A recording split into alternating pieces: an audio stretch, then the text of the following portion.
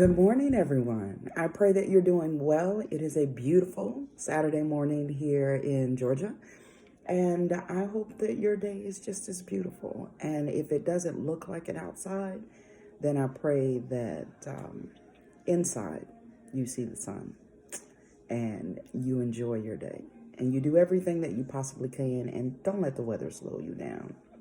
It's a temporary thing.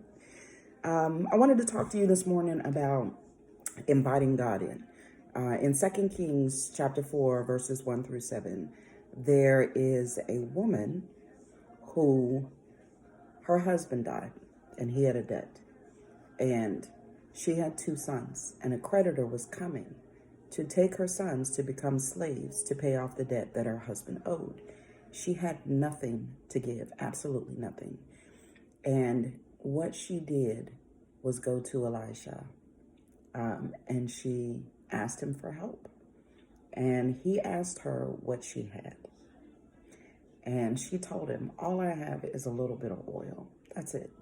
And he told her, he said, go and borrow as many empty vessels as you can possibly get your hands on. And when you get them, go in your house and close the door behind you and fill up every single pot with oil. Just start pouring. When it's full, start pouring into another one. Now, she told him, I only have a little bit of oil. And he told her, go and get as many as you possibly can. So one, you're thinking, how in the world is she going to fill these pots? But she was being obedient to what the Lord said. And when I said inviting God in, it's a two-parter. You're inviting God in. And when you invite God in for help, he usually has you use something that you already have, you already possess to help you. You're just overlooking it. So when she went to Elisha, she was inviting the Lord for help because she didn't know where else to turn. And then she was obedient and she did what she was told to do. This woman filled so many pots. It was ridiculous. She wasn't even finished pouring, mind you, started with a little bit of oil. And she told her sons, when she had finished filling all of these pots, she said, bring me another pot. And they're like, we don't have any more. That's it. As soon as she found out she didn't have any more, the oil dried up. That's nobody but God. How are you going to fill a room full of pots and this is all you have? Okay, but he started with what she had and he grew it. Her faith in the Lord allowed this to happen. She invited him in. When we have a situation, oh, by the way, she sold all the oil and then she made enough money to pay off her debt. And then her and her family were able to live off the rest. So it wasn't we're just going to pay your debt, you have nothing left, because that's not our God. Our God provides more than what we actually need. And that is exactly what he did. He paid off her debt. He gave her enough for her to take care of her and her sons. It says her family, so we don't know if there's anybody else in the house. All we know is she had two kids. That being said, what I wanted to say to you is that invite God into your situation.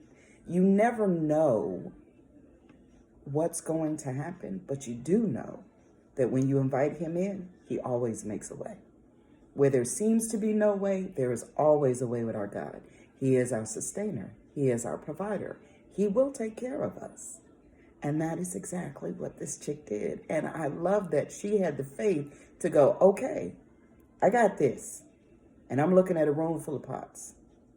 And I'm just going to pour. Not even going to think about it. I'm just going to act.